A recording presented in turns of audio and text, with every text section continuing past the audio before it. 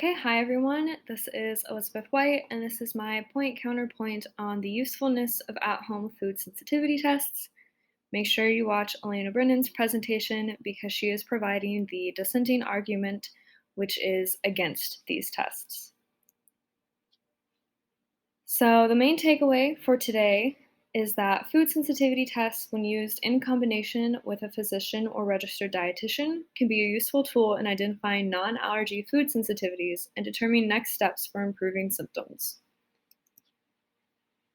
Just a brief overview of what we'll be talking about today. We'll first start off with what at-home food sensitivity tests are and how they work, what food sensitivities are, and the current research that is provided on these tests. We'll then transition into what all this information means for public health and discuss some PSE changes regarding this topic. I have some objectives for this presentation, which are to recall the differences between food sensitivities and food allergies, describe how food sensitivity tests detect potential sensitivities and how these tests are related to specific chronic diseases, and identify policy, system, and environmental changes that are relevant to this area. So just a brief overview of how food sensitivity tests work in case you're not familiar with them. Interested individuals can order their test online from a number of different retailers. Everlywell is the most popular. You've probably seen some commercials for it. The cost for these tests varies from $20 to upwards of $300, and they may test anywhere from, I think 96 is the most common, but they might test up to 800 different food items or potential sensitivities. The individual will follow the instructions included to provide a blood sample, a breath test, or a cheek swab, and then they'll return their samples back to the retailer, who their lab will receive the test and then will generate a report on the foods that they may be sensitive to after analyzing those samples. Some companies may even provide online webinars on food sensitivities and how to eat for them, or they may even provide live discussions with a physician on how to interpret your results and what to do with that information next. So most tests use a finger prick test. These tests detect different immunoglobulin antibodies that are produced in response to a food. So in allergies, IgE is produced, which is different than food sensitivities because allergies are an immune response to a foreign substance and can be life-threatening. For sensitivities and intolerances, research shows that IgG is produced. And so when you get an at-home test and you provide a sample, it's testing for that IgG, not IgE, because IgE would be an allergy and is different. A range of research shows that the IgG-mediated response is associated with a range of different symptoms, such as gas, bloating, nausea, and diarrhea, and more. And these symptoms are presented when there's no laboratory evidence of an allergy. So this leads us to believe that the at-home tests are picking up on the potential causes of adverse symptoms that are not caused by allergies, which is why they're such a popular option. So in the last couple of years, these tests have become increasingly popular, and this could be because about 20% of the population appears to have a food sensitivity or intolerance. These tests are appealing to people who want to improve their symptoms and their quality of life without medication, or they're helpful for people who don't have an allergy and are experiencing these symptoms and they just don't have an answer why yet. Research shows that these tests are highly reliable for measuring the IgG response, which, as we discussed, shows to be linked to food sensitivities. However, some research also suggests that repeated exposure to a food might naturally increase IgG levels. So foods that we eat frequently might be showing up on these results as something that we're sensitive to, when really it's just showing up because we eat it often.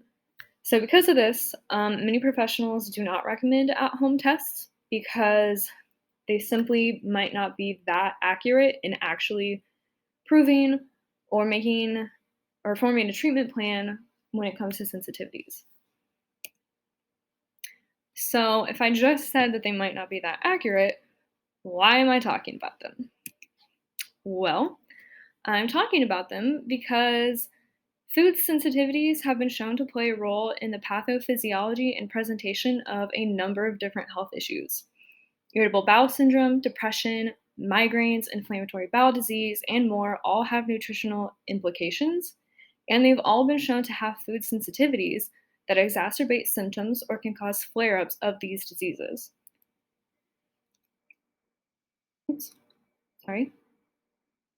Analyzing the results from these tests with a dietitian or primary care physician can help patients determine their next steps if they're having these symptoms, and especially if they have the diseases that we just discussed. Usually, an elimination diet is recommended for those who have adverse responses to foods and haven't pinpointed what is causing their symptoms. And it is imperative that these diets are overseen by a professional in order for patients to do them safely and effectively. A lot of the time, people are taking these tests at home, they're getting their results, and then they're cutting out all of the foods that it says they might have a high sensitivity to.